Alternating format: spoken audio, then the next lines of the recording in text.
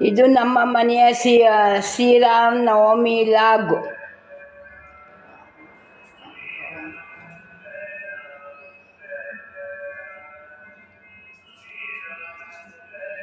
ತಿಂಡಿಗೆ ಅವಲಕ್ಕಿ ಮಾಡಿದ್ದೀನಿ.